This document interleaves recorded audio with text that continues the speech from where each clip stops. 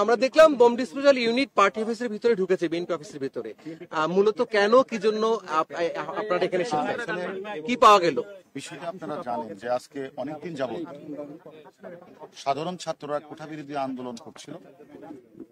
এই কোঠা বিরোধী আন্দোলনকে ঘিরে আপনারা জানেন হাইকোর্টের রায়ের আলোকে আবার সুপ্রিম কোর্ট আগের রায়টাকে অকার্য করে তারা 4 সপ্তাহের কাছে ব্যবস্থা দিয়েছে এবং সাধারণ ছাত্রদেরকে ক্লাসে যাওয়ার জন্য মহামান্য সুপ্রিম কোর্ট নির্দেশনা প্রদান করেছেন।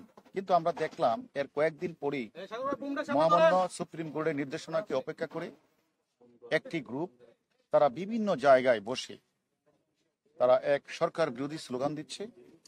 অন্যদিকে তারা গাড়িতে আগুন লাগাচ্ছে, রেল লাইনের স্লিপার তুলে ফেলছে, মেট্রো রেল বন্ধ করে দিয়েছে।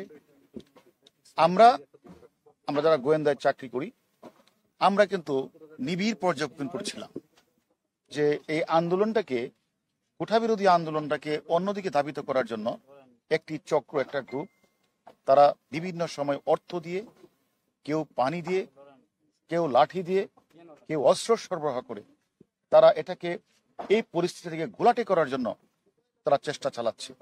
যার ধারাবাহিকতা আজকেও আপনারা লক্ষ্য করেছেন প্রেস ক্লাবের সামনেও গাড়িতে আগুন লাগানো হয়েছে। তারা বিভিন্ন জায়গায় ককটেল নিক্ষেপ করেছে। আজকেও পল্টনে অনেকগুলি ককটেল বিস্ফোরণ আপনারা নিজেরাও খেয়াল করেছেন। তা আমার কথা হলো এগুলি তো কোমলমতি সাধারণ ছাত্রদের কাজ না। এবং আজকে আপনারা লক্ষ্য করেছেন স্বাধীনতা বিরোধী কয়েকটি ছাত্র সংগঠন তারা আজকে বিভিন্ন জায়গাগুলিতে তারা আজকে কিন্তু মিছিল সমাবেশ করেছে।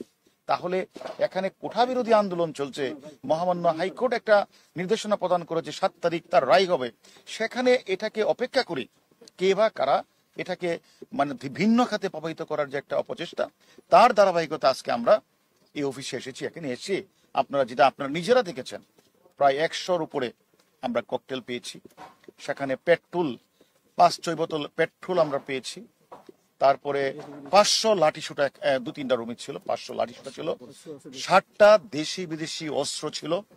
এবং আমরা মানে ছাত্রদল এবং তার অঙ্গ সংগঠনে আমরা প্রায় 7 জনকে আমরা গ্রেপ্তার করছি। এর মধ্যে একজন হলো, তারা অনেকেই দৌড়ে পালিয়ে গেছে, তার মধ্যে একজন ছাত্রদলের সাবেক সভাপতি শ্রাবণও রয়েছে।